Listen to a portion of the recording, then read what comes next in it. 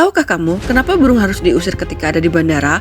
Pertama, mencegah bird strike. Jika burung tersedot ke mesin pesawat, bisa menyebabkan mesin mati mendadak, kerusakan baling-baling atau sayap. Dua, fase paling rawan atau take off dan landing. Burung biasanya terbang di ketinggian rendah sama dengan jalur pesawat ketika akan take off ataupun landing. Tiga, kerusakan mahal dan penundaan. Kerusakan mesin bisa menghabiskan biaya miliaran rupiah, pesawat harus diperiksa, delay atau cancel flight.